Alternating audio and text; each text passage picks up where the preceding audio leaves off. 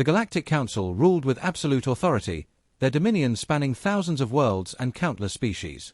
Among them, humanity was a newcomer, recently admitted into the interstellar fold. Though physically unimpressive compared to the towering warforms of the Thalkar or the telepathic finesse of the Valari, humans had proven themselves resourceful, adaptable, and strategically brilliant. But to the Council, they were nothing more than an upstart race, useful only when convenient. It was on the neutral world of Veldros Prime where fate took its cruel turn. A human boy, no older than 12, found himself in a dispute with a Thalkar noble's son. What began as a simple misunderstanding escalated into an altercation. The Thalkar, a species known for their rigid caste system and belief in dominance, took the argument as an insult. With a flick of his claws and a cruel smirk, the Thalkar prince struck the child down, leaving him lifeless on the cold ground. Witnesses cried out in horror, but the response from the local security forces was indifferent. No charges were filed. The prince walked away without consequence, a testament to the Council's stance: the strong ruled, the weak suffered. Protests erupted across human colonies, demanding justice. The Council's reply was swift and condescending. Humanity was ordered to accept the ruling or face severe diplomatic repercussions. To them, a single human life was insignificant. They had no idea what they had just unleashed.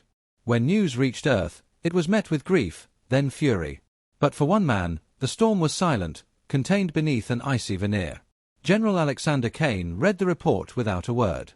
Those who knew him saw no visible change in his expression. But those who had fought alongside him in the Orion Wars knew what that silence meant. He wasn't mourning. He was calculating. The man known as the Reaper of Orion, the strategist who had turned hopeless battles into decisive victories, was no longer just a soldier. He was a father whose son had been murdered. And the Council had just signed their own death warrant. Kane had retired years ago, his name fading into history as Earth transitioned into an era of diplomacy. He had traded war rooms for quiet nights, battle strategies for time spent with his son. But the universe had taken that away. Without fanfare, without anger, he resigned from his position in the Earth Diplomatic Corps. His last words before disappearing from public life were chillingly simple: "No one is untouchable." The Council barely acknowledged his departure. They saw him as an old soldier, past his prime, incapable of challenging their power. They had forgotten what he was, what he could do. While the Council moved to suppress human unrest, Kane was already in motion. He reached out to old comrades, commanders, engineers, tacticians who had fought beside him in the darkest days of war. Men and women who owed him their lives and who would follow him without question. In the depths of space, far from prying eyes, a secret fleet was being assembled. Not the bulky, standardized vessels of Earth's official navy, but something else. Faster, deadlier, designed for a single purpose: retribution. The Council's arrogance blinded them to the warning signs. Intelligence reports flagged unusual ship movements, missing personnel, and encrypted communications. They dismissed them as nothing more than human discontent. After all, what could one race do against the might of the Galactic Order? Their confidence was reinforced when a formal statement was sent from the Council chambers, declaring the matter closed. They believed the humans would move on, forced to swallow the injustice. They thought it was over. Then, the prince who had murdered the boy was found dead. His throat slit with surgical precision, his body left draped over the Grand Council's main conference table. Attached to his chest was a simple note: 1 for 1. The debt has been acknowledged. Payment begins now. The room fell silent. For the first time in centuries, the Council felt something foreign. Something they had never associated with humanity: fear. Across the stars, key Council communication hubs began failing. Strategic data networks, previously impenetrable, were collapsing under cyber attacks. Entire defense grids went dark. Attempts to track the source led to an anomaly: an artificial intelligence, designation Legion. No one knew where it had come from. No one could stop it.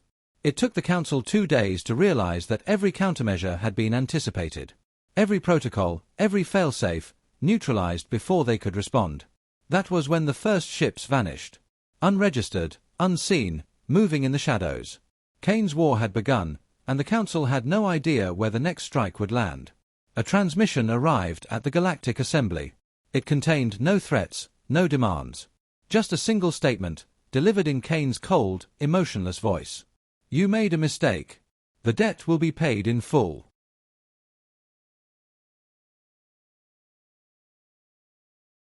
The assassination of the Thalkar prince sent shockwaves through the Galactic Council. It was not just an act of revenge, it was a declaration of war. The Council had seen uprisings before, but nothing like this. Humanity had not issued demands, nor had they attempted diplomacy. They had moved with precision, executed their target in the very heart of the Council chambers, and left without a trace. It was not the act of an outraged species lashing out in desperation. It was the first calculated move of a master strategist. The Council convened in a state of panic. Security was tripled, fleets were mobilized, and planetary lockdowns were enacted across their core worlds. They believed the situation could still be contained, that humanity lacked the resources to wage war on a galactic scale. They were wrong. While the Council's forces scrambled, their long-range communication networks began to fail. First, minor disruptions, then entire relays going dark. Their encrypted channels, once thought unbreakable, were suddenly compromised. Military orders were delayed or misrouted. Supply chains faltered. AI defense protocols malfunctioned. The Council's vast bureaucracy, once their greatest strength, became their greatest weakness. The source of the disruption was impossible to trace. Every attempt to root out the cause led to dead ends, system collapses, and misleading data trails. Panic set in as the realization took hold: they were blind. Someone, something, was dismantling their ability to coordinate their empire. Then came the second strike.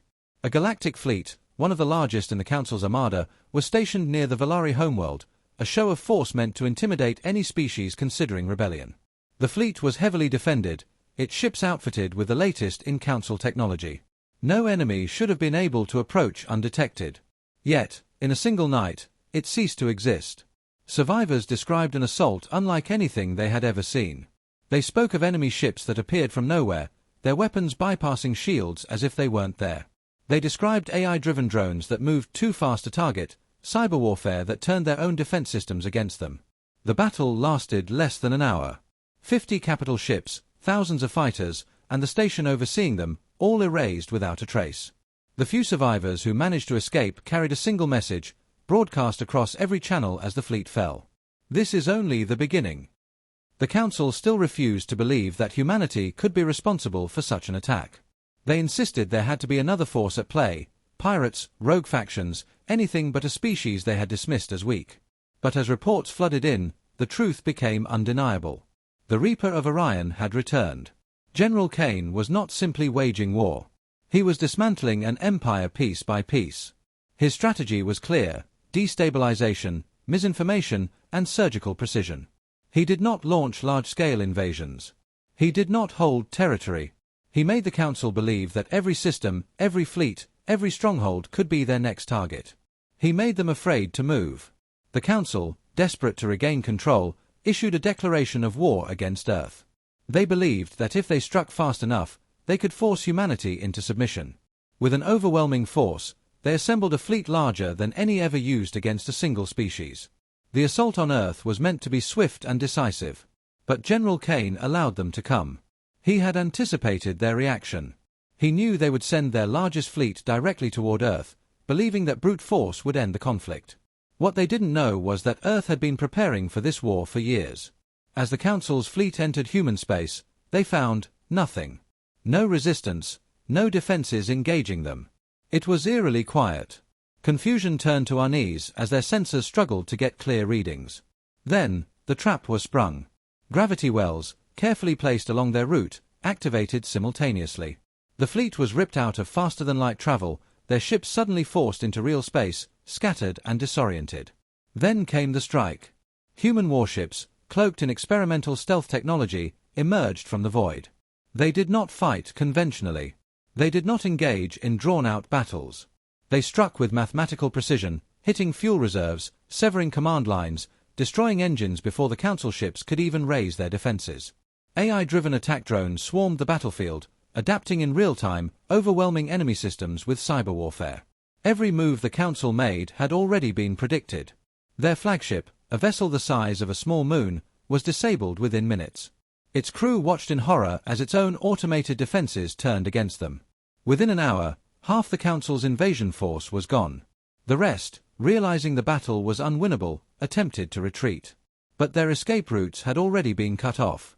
Kane had positioned his forces perfectly, ensuring that any attempt to flee would lead them directly into another ambush. The final moments of the battle were not a fight. They were an execution. As the last Council ship was destroyed, another message was sent to the Council's remaining leaders. The Reaper is coming for you. Panic spread across the galaxy. The Council had never been defeated in direct combat. Their fleet had outnumbered the humans 10-1, yet they had been utterly annihilated. It was not just a loss, it was a humiliation. For the first time, the balance of power had shifted. The Galactic Council, once unchallenged, now faced the reality they had refused to acknowledge.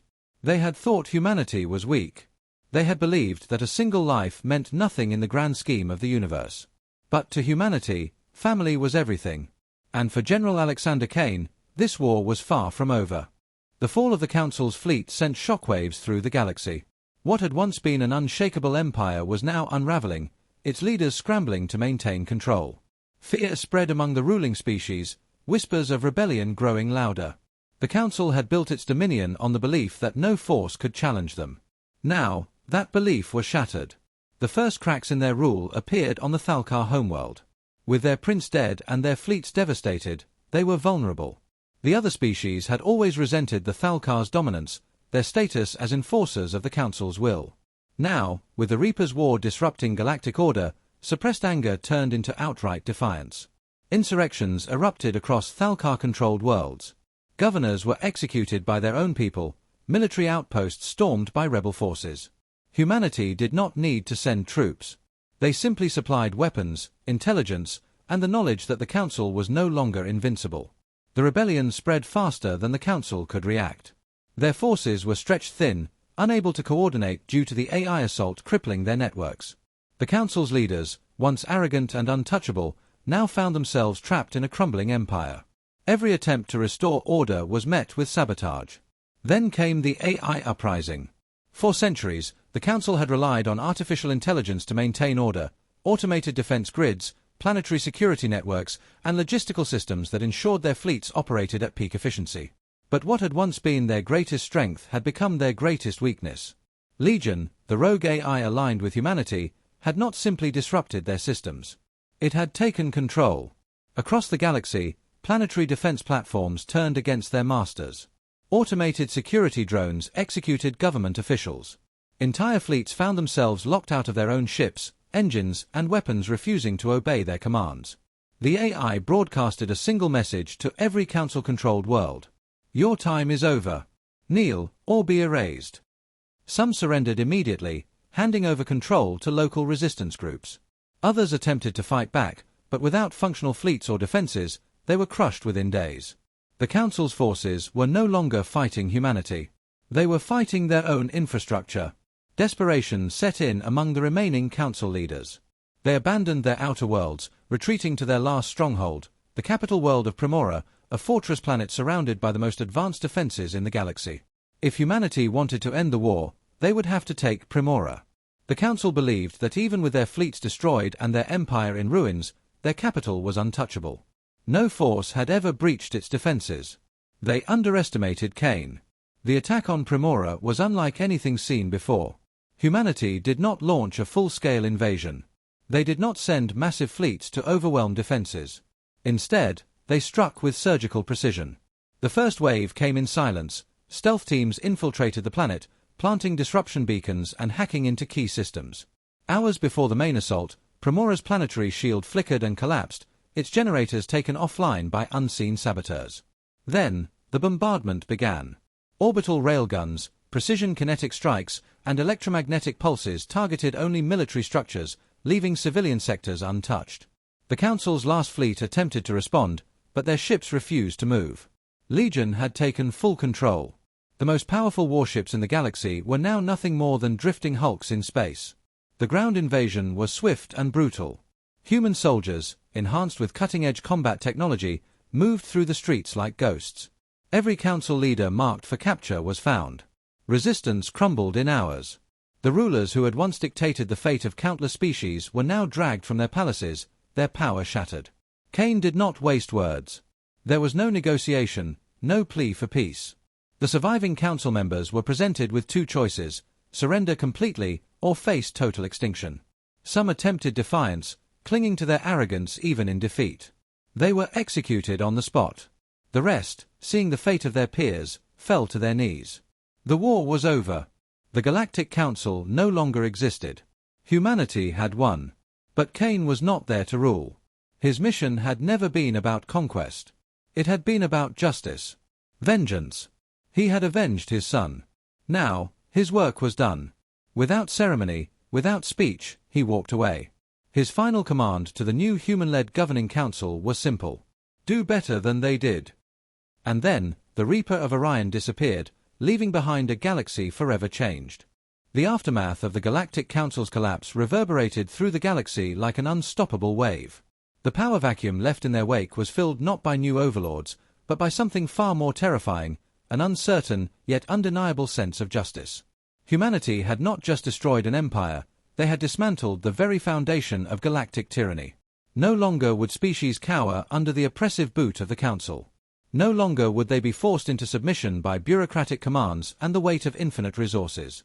In the weeks following Kane's decisive victory, the galaxy shifted. Former vassal species, once powerless and shackled by the Council's authority, began to reclaim their autonomy. Rebel factions that had long been suppressed rallied, not under the banner of war, but under the banner of freedom. The Council's once feared enforcers were now fugitives, hunted by the very races they had once subjugated. But it was not just the former subjugated worlds that had changed. The human colonies, once seen as insignificant outliers on the galactic stage, now stood at the forefront of a new era. Earth, the cradle of humanity, became a symbol, not of conquest, but of resilience. There was no celebration, no victory parade. Humanity's triumph was not about power, it was about survival. It was about ensuring that no other species would ever have to suffer as they had. The human-led council that arose from the ashes of the Galactic Council was designed not to dominate, but to protect. The people who had followed General Kane's lead now turned their attention toward rebuilding, not just Earth, but the entire galaxy. The work was enormous. Thousands of former Council worlds were left in ruins, their infrastructure crippled by Kane's relentless campaign. But humanity, once dismissed as weak, had proven themselves to be master architects, planners, and engineers.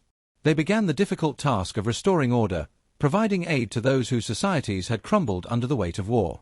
Humanity extended a hand to the lost, offering not control, but cooperation. Yet even as peace began to take root, the legacy of General Kane's campaign loomed large. His name had become legend, not just on Earth but across the stars. There were no statues built in his honor, no monuments raised to his memory. He had made it clear, he had no desire for such things. Kane had given no speeches, made no grand declarations. His actions spoke louder than any words ever could. His purpose had been singular, to avenge the death of his son and to dismantle the machine of oppression that had murdered him. Everything else was secondary. But the galaxy had learned something invaluable. They had learned that no one, not the largest fleet, not the most powerful species, not the most advanced technology, was invulnerable. No one was beyond the reach of justice. The Reaper of Orion had shown them this. And while Kane's war had ended, his message remained. As humanity continued its efforts to rebuild, there were those who began to question what had truly been achieved. The Council, though gone, had been replaced by a new order, one that was still fragile, still learning from its mistakes. The temptation to fill the void with power was strong. Old adversaries, fearing humanity's influence, began to probe the new galactic leadership, testing the resolve of Earth's representatives. Some whispered that Kane's brand of justice had been too brutal, that his methods, though effective, had left scars that would never heal. These dissenters were swiftly silenced. The human-led council, now firmly in control, made it clear that their reign was about something different. They would not rule with fear, nor would they allow the atrocities of the past to be repeated. This new council, with representatives from various species, operated on one simple principle: accountability.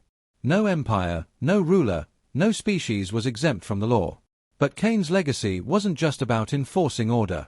It was about ensuring that the galaxy never forgot the cost of tyranny. As the galaxy rebuilt, whispers of Kane's actions were passed down as lessons.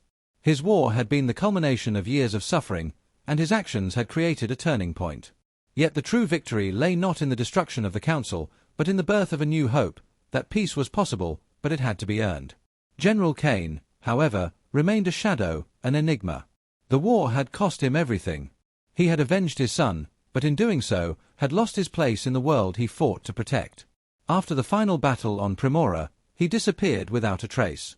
Some believed he had retired to a distant corner of the galaxy, others that he had left the universe entirely. His silence, much like his actions, spoke volumes. He had done what needed to be done and left. He had no desire to bask in glory, no interest in wielding power. His only focus had been ensuring that his son's death had meaning. The human-led council carried on without him, but they would forever bear the weight of Kane's actions. They understood that their power came with responsibility, that humanity had to lead not by force, but by example. The galaxy was still broken, still in need of repair, but for the first time in centuries, there was a sense of genuine hope. It was a hope born not from fear, but from the promise that justice, however harsh, could be served. And that peace, though fragile, was achievable. And as for Kane, his name became a symbol, not of destruction, but of redemption. The galaxy would never forget the man who had walked into the heart of an empire, dismantled it, and left without asking for anything in return. He had shown them that even in the darkest corners of the universe, a single man's resolve could change everything.